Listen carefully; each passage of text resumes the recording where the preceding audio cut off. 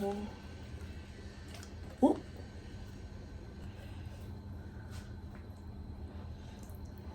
ได้กันอืม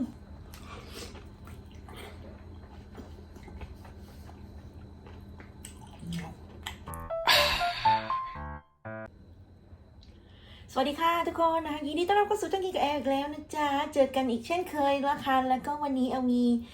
หอยเขาเรียกว่าหอยอะไรหอยโจงโดงหรือคล้ายๆหอยโข่งทะเลนะคะทุกคนดูตัวเขาใหญ่มากนี่คือตัวเขานะคะใหญ่มากแอลต้มนานมากเลยนะจริงๆอ่ะตัวเขาเต็มฝาอย่างนี้เลยแล้วต้มประมาณ30นาทีขึ้นน่ะก็คือตัวใหญ่มากไม่เคยกินมาก่อนแล้วก็ไม่รู้ว่าเขาจะเหนียวไหมแล้วก็ไม่รู้กินยังไงด้วยเอาตรงๆนะไม่รู้กินยังไงเดี๋ยวลองดูเนาะแล้วก็มาลองพร้อมกันเลยดีกว่านะคะจริงๆแล้วมีอยู่4 ตัวเนาะเริ่มเลยหอยจูงโดงเห็นไหมโอ้อุ๊บนี่ไงทุกคนนี่คืออันนี้น้ำจิ้มซีฟู้ดขอตั้งตรงหน้าเลยนี่เลยได้กันอืม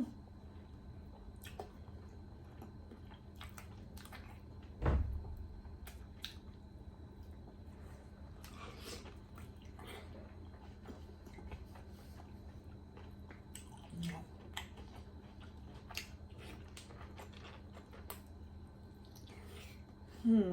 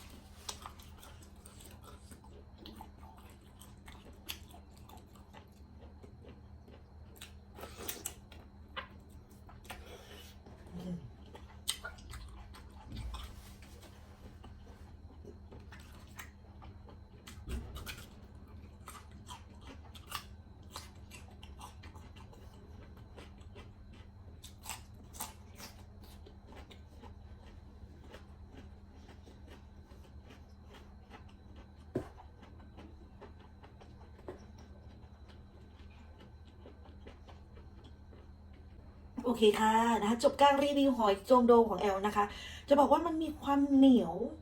นะขณะแอลต้มนานมากเลยนะ แต่ว่าก็ยังเหนียวอยู่นะคะ แต่ว่าเท็กเจอร์เขาก็มีความหนึบๆของเขาอะบางส่วนก็แบบว่ากำลังดีอะไรอย่างเงี้ยแต่ว่าส่วนตรงเนี้ยเขาจะเหนียวมากนะคะส่วนตรงนี้จะเหนียวมากเลยนะคะแข็งๆโอเคค่ะยังไงไปเจอกันคลิปหน้านะคะสวัสดีค่ะ Thank you so much.